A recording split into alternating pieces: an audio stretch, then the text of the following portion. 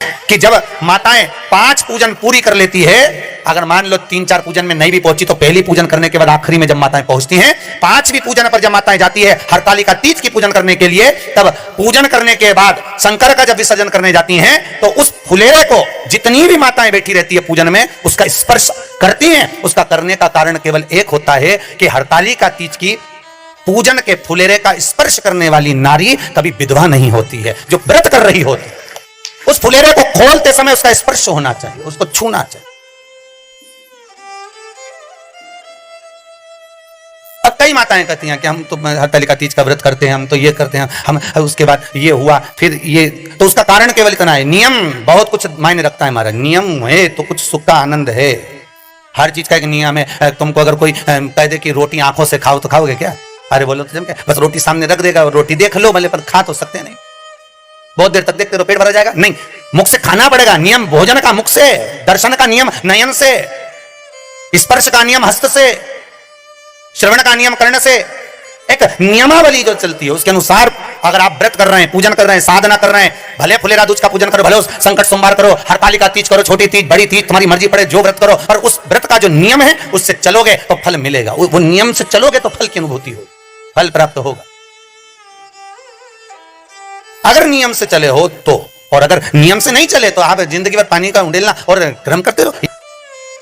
नियम ठीक करोगे, अगर आप नियम से, आप जो भी आराधना करो, पूजन करो, पशुपति व्रत करो, साधना करो, भजन करो, कीर्तन करो, नाम जाप करो, नाम स्मरण करो, मंत्र जाप करो, आप जो भी करें बस उसका नियमता धारण करें। कि हमें व्रत करना है तो हमें कोई ने कह दिया पशुपति व्रत करो तो उसको उद्यापन करना पड़ेगा, ऐसा करना पड़ेगा, वैसा करना पड़ेगा, और किसी ने करवा भी दिया और बाद में कि अब फल तो मिला नहीं। मालूम पड़े एक सोमवार को या शंकर जी के पूजन करिए, दूसरे सोमवार को मां पहुंच गई। तो कहा हमने तो किसी से सुना था, अब तुम सुन तो बहुत कुछ लेते हो। सुनो और पहले ध्यान करो कि देखो भी, समझो भी कि क्या बोला गया है, उस पर अमल करो। जो बोला गया वैसा करो, हट कर नहीं। कुछ थोड़ा बहुत तो तुम अपनी मर्जी से भी जोड़ लेते हो रे, मर्जी से भी। जैसे वो दुनिया के लोग जोड़ ले मन से कुछ भी अड़बड़।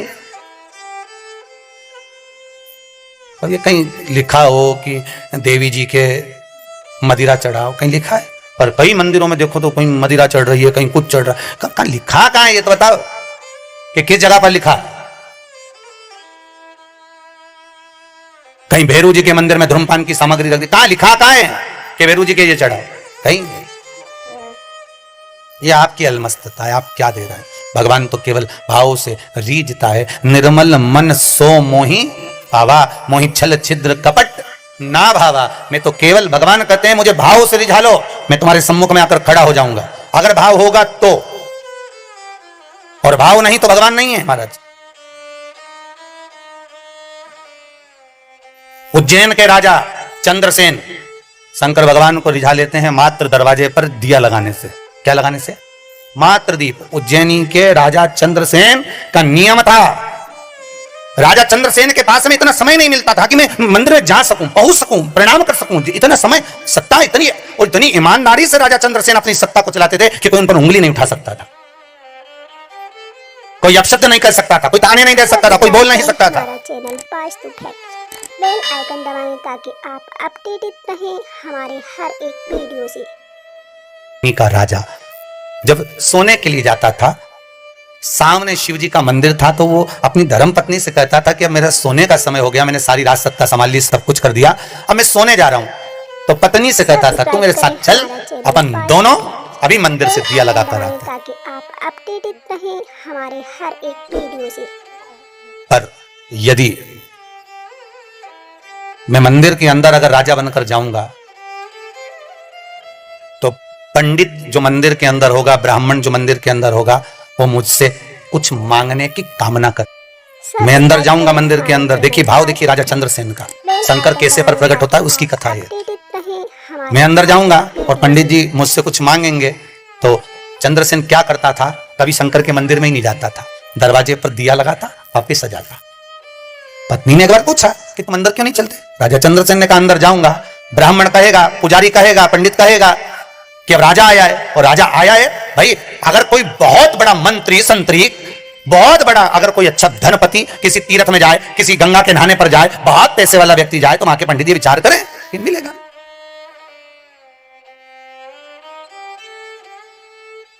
एक वो कथा है ना, वो एक बार अकबर वृंदावन गया, सारे नगर में सूचना हो गई राजा आ रहा है, सम्राट आ रहा है। सब ब्राह्मणों ने विचार करा सम्राट आ रहा है, तैयारी कर खूब जोर शोर से। कईयों ने कहा हम यमुना जी दिखाएंगे, हम ये दिखाएंगे। ब्राह्मणों ने सोच लिया मेरा जजमान बनेगा, मेरा जजमान बनेगा, सब ने तैयारी करी हो। तब एक पंडित जी को मौका लगा कि तुम दर्शन कराओ राजा को सारे। अकबर को सब दर्शन कराए। अकबर भी बहुत चतुर था। अकबर ने मन में सोचा बताओ पंडित जी इतना सारा लल्लो चपो कर रहे, आगे आगे बढ़कर पूछ रहे, ताच रहे, इन दक्षिणा मांगेंगे बाद में। पंडित तुम्हें कुछ देने वाला तो हो नहीं। अकबर तो अकबर था, वो उसने सोचा ब्राह्मण को ऐसा चीज पकड़ा के जाऊंगा जिंदगी भर होता रहेगा। अकबर जाने से पहले कहीं रास्ते में खोटा सा सिक्का पड़ा था, अकबर ने उठाकर वो पंडित जी को दक्षिणा में दे लो, रख लो तुम्हारे पास। पंडित जी के हाथ में दिया। पंडित जी को लगा कि सोने का सिक्का देखे गया होगा। पंडित जी खुश हो गए, उनने हाथ में रख लिया। और जैसे ही अकबर गया उसने खोल के देखा तो खोटा सिक्का था जो कहीं नहीं चल सकता था। दो चाप कटा कटा सब। तो जितने ब्राह्मण खड़े थे सबने पूछ लिया क्या है? ऐसी चीज देके गया अकबर कि कहीं खत्म ही नहीं हो सकता, कभी खर्च नहीं हो सकता, इतनी जोरदार चीज दे गया। तो दिखा तो दे। रख लिया। पूरे मथुरा वृंदावन में सूचना हो गई, खूब खुश हुए, नाचे गाए, ऐसी चीज देखिए कभी खर्च नहीं होगा। धीरे धीरे खबर आगरा पहुंच गई, अकबर के दरबार में पहुंच गई। अकबर की रानी को मालूम पड़ गया कि कोई ऐसी चीज अकबर देकर आया है वृंदावन के पंडा को कि वो कभी खर्च नहीं हो सकती। जोधा बाई ने अकबर को बुलाकर कहा स्वामी आपने मुझसे कोई चीज नहीं छुपाई, पर तुम ऐसा क्या देकर आए हो कि पूरे ब्रजमंडल में बात हो रही है? कुछ भी हो, जो तुम उस पंडित को देकर आए हो वो मुझे चाहिए आज की तारीख में। अकबर ने सोचा मैं तो खोटा सिक्का देके आया था, कुछ भी करो मुझे वो चाहिए, नहीं लेकर आए तो मुझसे बुरा कोई नहीं होगा। रानी ने भोजन करना बंद कर दिया। 15 दिन हो गए। अकबर अपनी सेना लेकर गया, पंडित को ढूंढता फिरा, वो चीज मेरे को दे, दान का माल वापस नहीं दूंगा।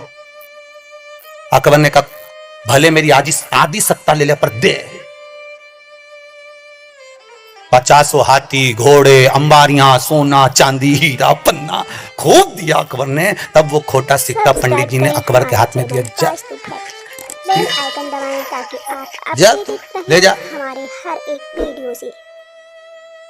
अगर धैर्य है, भरोसा है, विश्वास है, श्रद्धा है तो खोटा सिक्का भी करोड़ों का बन जाता है। अगर विश्वास और श्रद्धा और धैर्य है तो करोड़ों का बन जाएगा वो सिक्का भी। सब्सक्राइब करें हमारा चैनल श्री बेल आइकन दबाएं शिवा ताकि आप अपडेटेड रहें नमस्तुभ्यं। हमारे हर एक वीडियो से। श्री शिवाय नमस्तुभ्यं। श्री शिवाय नमस्तुभ्यं।